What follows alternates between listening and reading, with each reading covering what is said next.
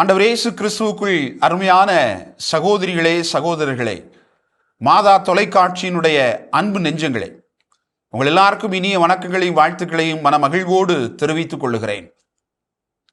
ஆண்டவர் ஒவ்வொரு நாளும் தன்னுடைய சீடர்கள் எப்படி வாழ வேண்டும் என்று புதிய புதிய வாழ்வியல் நெறிமுறைகளை அவர்களுக்கு கற்றுக் கொடுத்து கொண்டே இருக்கிறார். இந்த நாளில் குறிப்பாக ஆண்டவர் சொல்லுகிற புதிய வழி, உங்களுடைய பகைவருக்கும் அன்பை வெளிப்படுத்துங்கள், அவர்களுக்காக இறைவனிடத்திலே ஜெபியுங்கள் என்று சொல்லுகிறார். பகைவர்கள் என்பவர்கள் யாராக இருக்க முடியும்?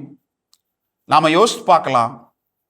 நமக்கு துன்பத்தை கொடுப்பவர்கள், நம்மை சபிப்பவர்கள், நம்மை ஏளனமாக பார்ப்பவர்கள், நமக்கு தீமை செய்பவர்கள், இவர்கள் எல்லோரையும் நம்முடைய உள்ளத்தில் நாம பகைவர்களாகத்தான் பார்க்கிறோம். ஆண்டவர் இவர்களைத்தான் அதிகமாக நீங்கள் அன்பு செய்ய வேண்டும் என்று கற்றுக் கொடுக்கிறார். இவர்களை அன்பு செய்வது அவ்வளவு எளிதா? ஆனால் நாம் ஆண்டவருடைய பிள்ளைகள் என்று சொன்னால், ஆண்டவருடைய சீடர்கள் என்று சொன்னால், ஆண்டவருடைய வழியை நம்முடைய வழியாக, நம்முடைய வாழ்வியல் வழியாக நாம கடைபிடிக்க முயற்சி எடுக்கிறோம் என்று சொன்னால், இது மிக எளிது என்று ஆண்டவருடைய வாழ்வே நமக்கு ஒரு எடுத்துக்காட்டாக அமைந்திருக்கிறது.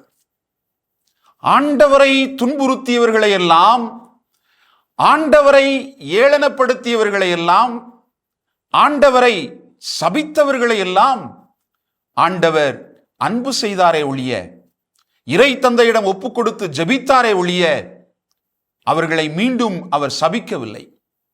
எனவேதான் தன்னுடைய வாழ்விலிருந்து சீடர்கள் கற்றுக்கொள்ள வேண்டும் என்று இந்த ஒரு புதிய வாழ்வியல் நெறியை அவர் தன்னுடைய சீடர்களுக்கு வெளிப்படுத்துகிறார்.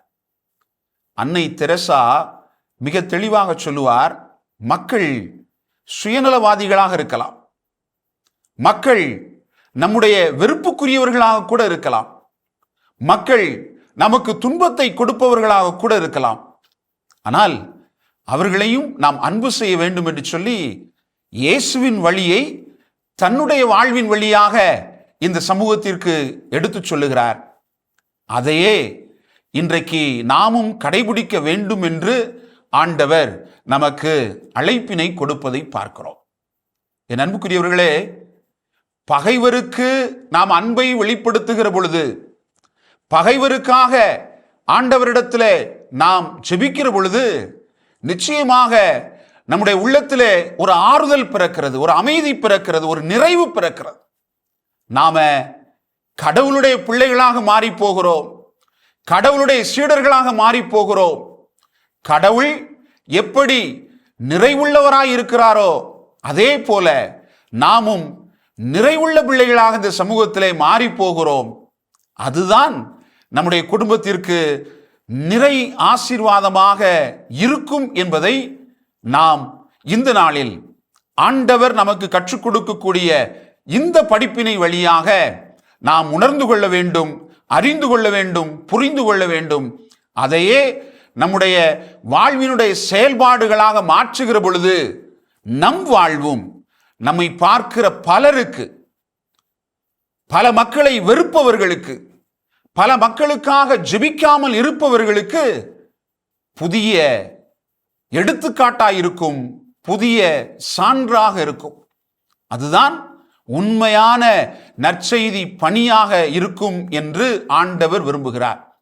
வார்த்தையால் அல்ல, மாறாக வாழ்க்கையால் ஆண்டவரை நாம் இந்த சமூகத்திற்கு எடுத்து சொல்ல வேண்டும்.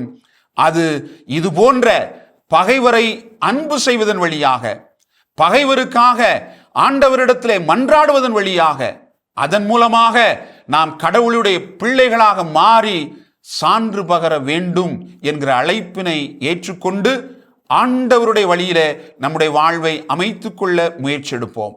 இயேசுவுக்கே புகழ், இயேசுவுக்கே நன்றி. மரியே வாழ்க.